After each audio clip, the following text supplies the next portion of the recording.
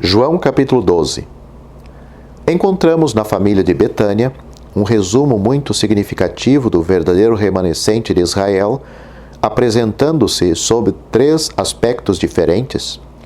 Quanto à sua posição perante Deus, Marta tinha a fé que, sem dúvida, a tornava dedicada a Cristo, mas era uma fé que não ultrapassava o indispensável para o reino.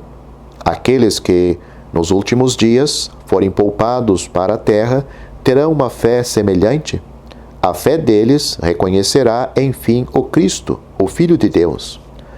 Ao lado de Marta, temos Lázaro, vivendo por aquele poder que teria podido, quando Cristo estava neste mundo, chamar todos os santos dentre os mortos, da mesma maneira que, pela graça, chamará Israel no seu estado de morte moral no último dia.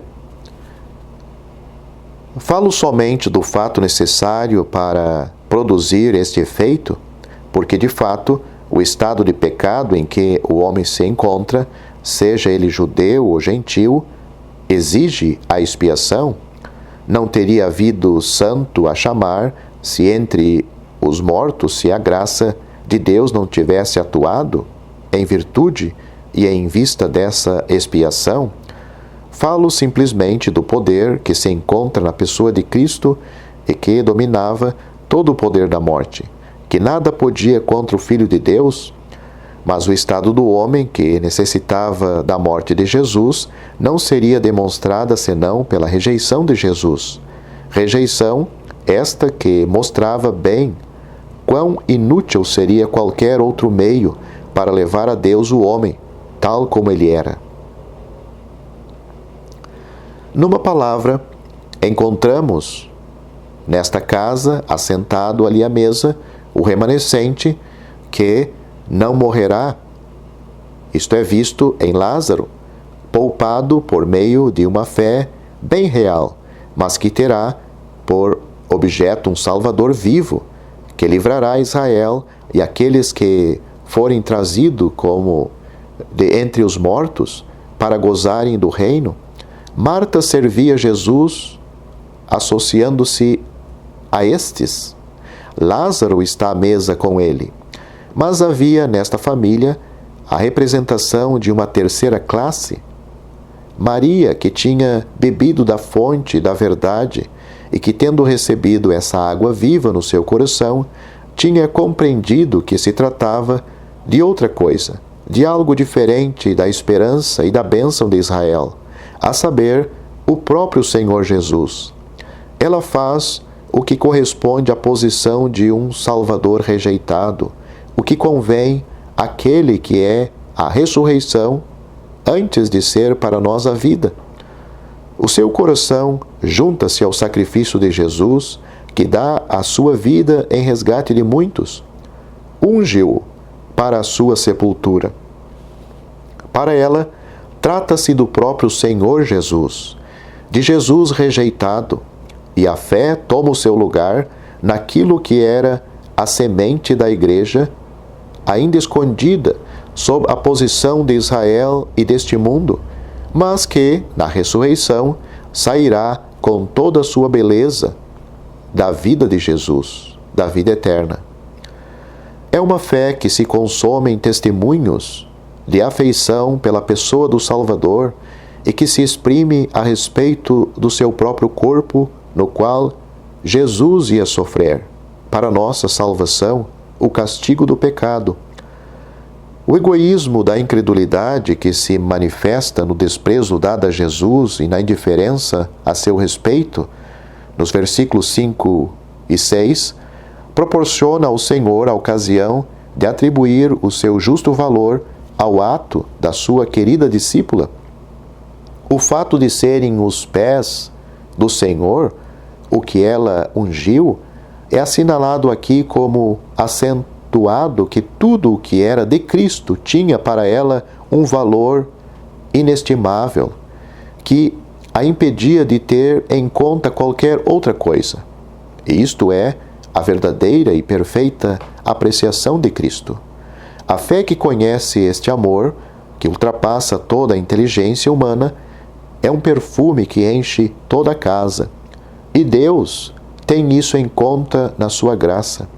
Cristo compreendeu o que ela fazia, e era tudo o que Maria precisava. Ele justifica-a. Quem ousaria levantar-se contra ela? A cena de Betânia passou e o fio dos acontecimentos é retomado. O ódio dos judeus, o ódio do coração do homem, é entregue a si próprio e, por conseguinte, ao inimigo que é, por sua natureza, homicida e inimigo de Deus. Esse ódio que nada que seja humano pode vencer, quer matar também a Lázaro. E o homem é disso bem capaz. Mas capaz de quê? Que se poderá pensar acerca disto?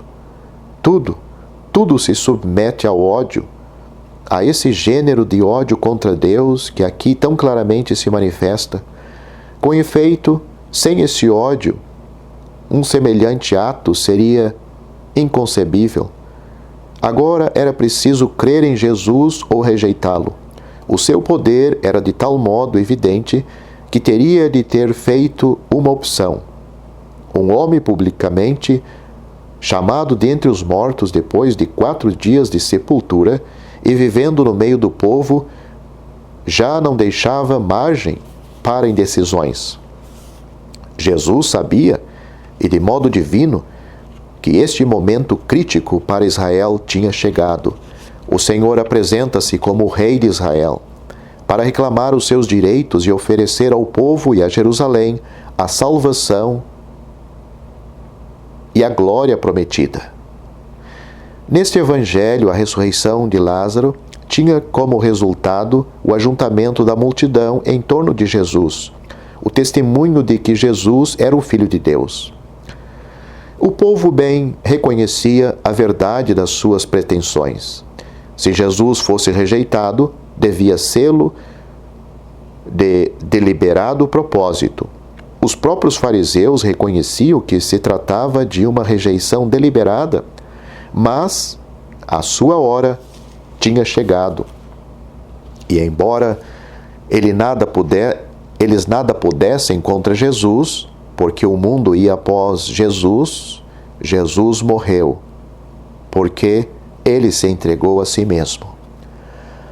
Agora o testemunho de Deus é prestado a Cristo como sendo o Rei de Israel, verdadeiro filho de Davi. O testemunho era assim prestado em Betânia e em Jerusalém aos direitos de Jesus como Filho de Deus e Filho de Davi. Entrando em Jerusalém, montado num jumento, filho de uma jumenta, restava ainda um título para pôr em evidência. Como Filho do homem, ele deve ter todos os reinos da terra submetidos sob o seu poder. Os gregos chegam porque o seu nome tinha ultrapassado já as fronteiras de Israel e desejam vê-lo. Gregos propriamente ditos e não helenistas, quer dizer, judeus que falavam a língua grega e pertenciam às províncias estrangeiras, sendo da dispersão, estes homens eram realmente gentios gregos. Então Jesus diz: é chegada a hora em que o Filho do Homem há de ser glorificado, versículo 23. Mas isto recondulo aos pensamentos que exprimia para o seu coração o perfume de Maria. O Salvador deveria ter sido recebido como filho de Davi pelos judeus, mas, tendo tomado o seu lugar como filho do homem, outra perspectiva inteiramente diferente necessariamente se desenvolve diante dos seus olhos. Como, sem morrer, poderia ele ser o Filho do homem, vindo nas nuvens dos céus, com poder e glória, para tomar, segundo os desígnios de Deus, todas as coisas nas suas mãos? Se o seu serviço como homem sobre a terra tivesse sido concluído nesse momento, e ele tivesse podido sair livre, chamando, se necessário fosse, 12 legiões de anjos em seu socorro, nenhum homem poderia tomar parte com ele na sua glória. ele teria ficado só.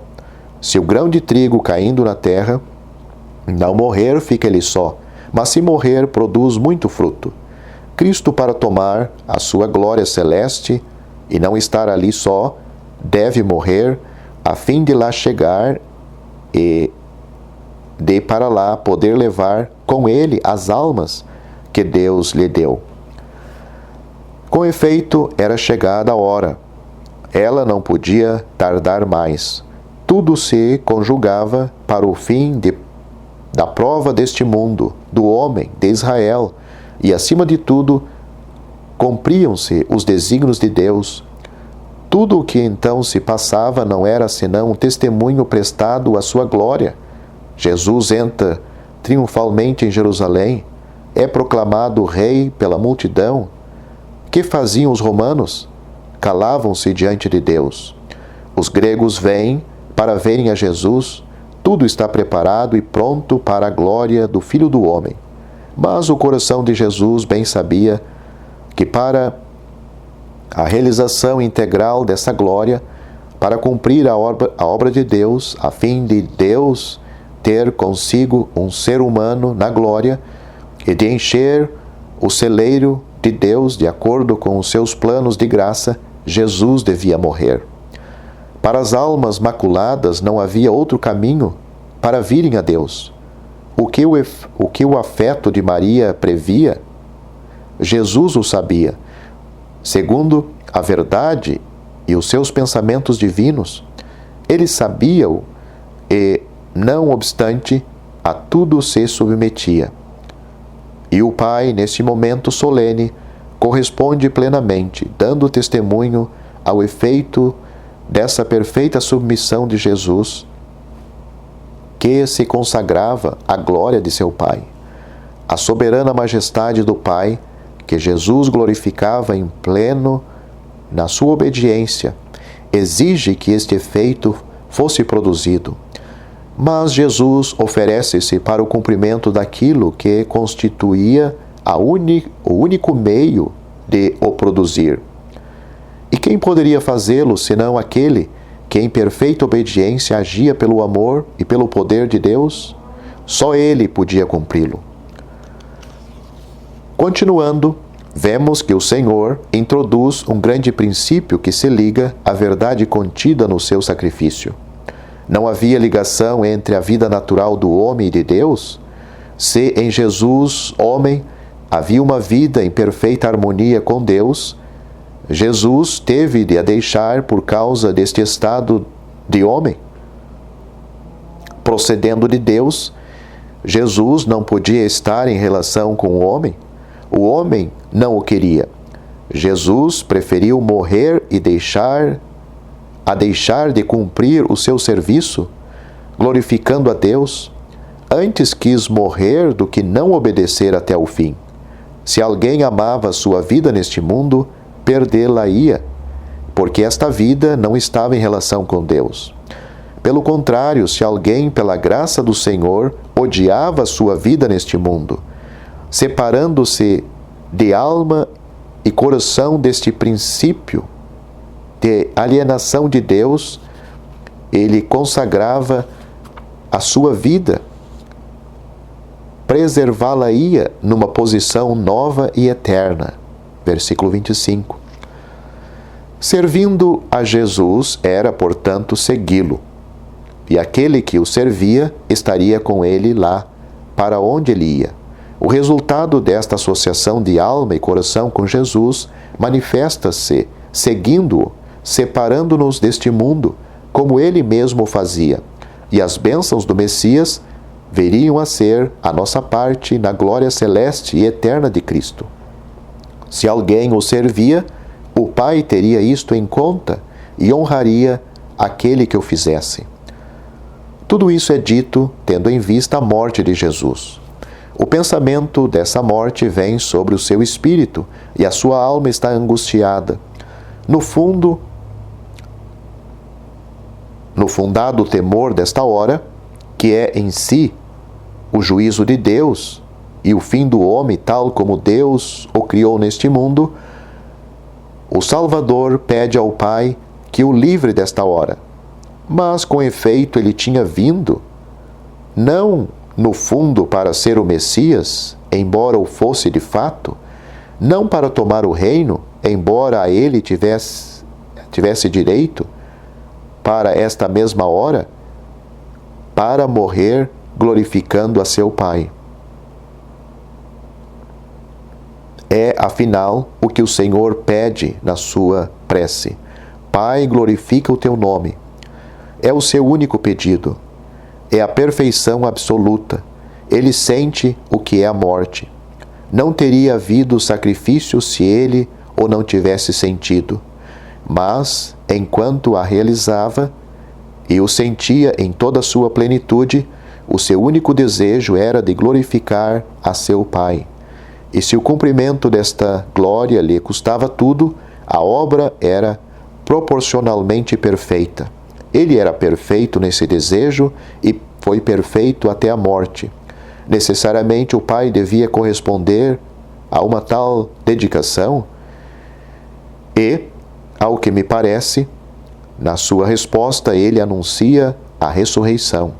Mas que graça, que maravilha sermos assim admitidos a tais comunicações. O coração fica estupefato, embora adorando e encontrando a paz na graça que se manifesta nestas comunicações, quando contempla a perfeição de Jesus, o Filho de Deus, indo até a morte, quer dizer, a perfeição absoluta, e quando vê a Jesus no sentido do que a morte era, procurando a glória do Pai, e o Pai respondendo, resposta moralmente necessária a esse sacrifício do Filho, segundo as exigências da sua própria glória e para que fosse cabalmente cumprida. Uma voz vem do céu dizendo: eu já o glorifiquei e ainda o glorificarei. Eu creio que o Pai tinha já glorificado o seu nome na ressurreição de Lázaro, e ele o faria ainda pela ressurreição de Jesus, ressurreição gloriosa que implica em si a nossa ressurreição, tal como o Senhor o dissera junto ao túmulo de Lázaro, sem então falar da sua. A ressurreição segue a condição de Cristo. Lázaro estava ressuscitado, enquanto que o Senhor estava ainda neste mundo, e ele estava ressuscitado para viver ainda na carne. Mas quando Cristo nos ressuscitar em glória, nos introduzirá na sua glória, como está escrito. E mesmo agora que Cristo está escondido em Deus, a nossa vida ali está também escondida com Ele. Prestemos agora mais particular atenção à continuação das verdades expostas nesta notável passagem. Era chegada a hora de ser glorificado o Filho do Homem. Ora, para tal, é necessário que o precioso grão de trigo, caindo na terra, morra. Se não morrer, ele ficaria só. É um princípio universal. A vida natural deste mundo não tinha parte com Deus. Era preciso seguir a Jesus, que ia morrer. Só assim nós estaríamos com Ele. Só assim poderíamos segui-lo. E, desse modo, seríamos também honrados pelo Pai.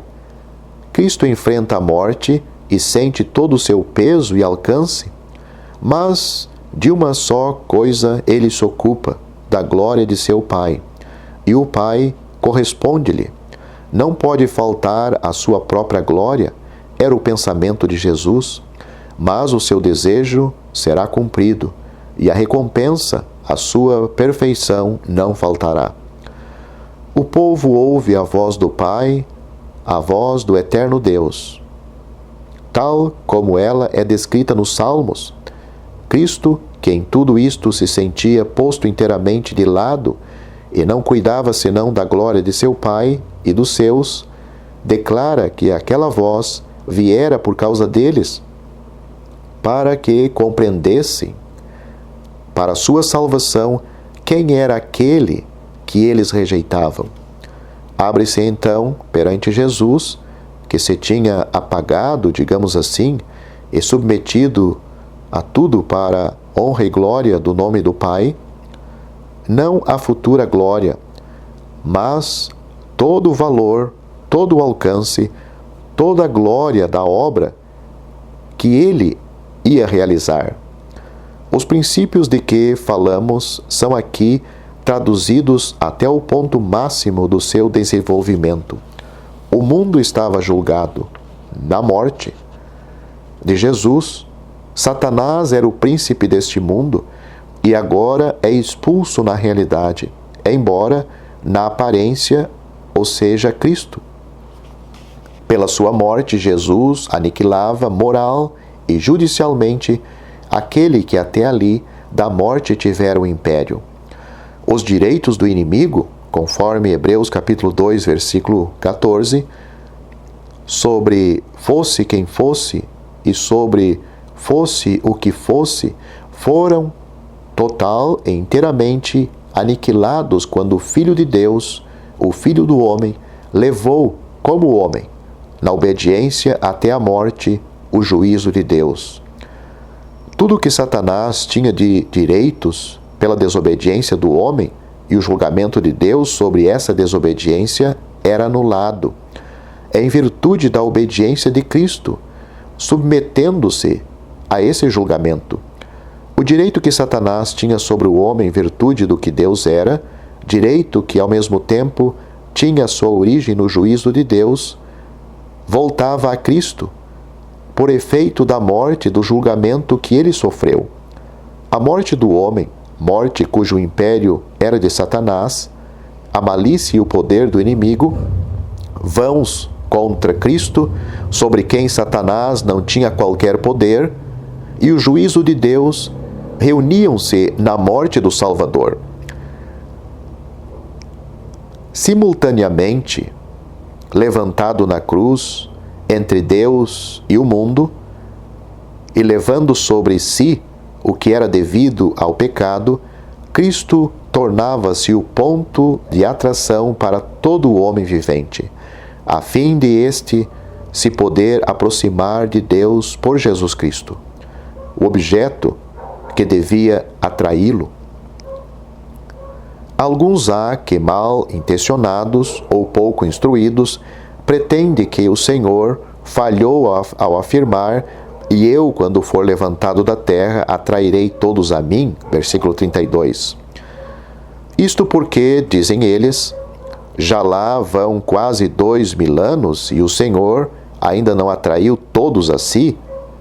É erro crasso tal afirmação.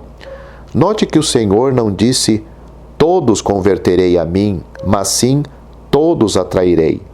E com efeito, ninguém consegue fugir à atração de Cristo, uns para a bênção, para a salvação eterna, outros para sofrerem o castigo merecido, por não se arrependerem e não crerem no Senhor. Mas ninguém consegue fugir-lhe, seja para o louvarem, bendizerem e adorarem, seja para blasfemarem e perseguirem os seus, agravando mais ainda o seu pecado. Voltemos ao estudo. Vivendo sempre sobre a terra, Jesus deveria ter sido reconhecido por o Messias prometido. E isso, naturalmente, em relação com Israel, levantado da terra como vítima perante Deus, e não sendo já da terra, como vivente sobre ela, Jesus tornar-se-ia um centro de atração divina para todos, porque todos os homens, vivendo sobre a terra, estavam afastados de Deus, como temos visto, e a cruz é o objeto que Deus apresentou a fim de que eles, pela graça, venham a Jesus e encontrem a vida pela morte do Salvador. Jesus adverte também o povo de que pouco tempo lhe restava já a ele, a luz do mundo, para habitar ainda com eles. Versículos 34 e seguintes. Eles deviam crer enquanto era tempo. Cedo as trevas viriam e depois não saberiam para onde iam.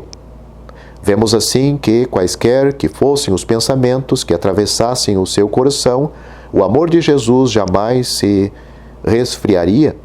Ele ocupa-se daqueles que o rodeiam, segundo as necessidades de cada um, mas eles não creem, apesar do testemunho que o profeta tinha prestado na previsão da sua humilhação até a morte, por ocasião da visão da sua glória divina, glória que traria o julgamento sobre um povo rebelde. Isaías capítulo 53, versículo 6. Não obstante, a graça é tal que a humilhação do Salvador devia trazer a salvação do povo, e na glória que julgaria esse povo, Deus se lembraria dos seus planos de graça, graça que também era um fruto certo desta glória, que é o juízo que o Santo, Santo, Santo, Senhor dos Exércitos, devia pronunciar contra o mal. Esse julgamento tinha sido suspenso durante séculos pela sua paciência, cumprindo-se agora, visto os últimos esforços da sua misericórdia serem desprezados e rejeitados. É que eles amaram mais a aprovação dos homens do que a glória que vem de Deus. Finalmente, Jesus declara o que realmente representa a sua vinda a este mundo. Quem cria nele, cria em seu Pai. E aquele que o via, via também a seu Pai. Ele tinha vindo como luz, e aquele que cria não estaria em trevas. Jesus não julgava. Ele tinha vindo para salvar, mas a palavra que Jesus tinha dito, essa julgaria aqueles que a tinham ouvido, porque era a palavra do Pai e a vida eterna.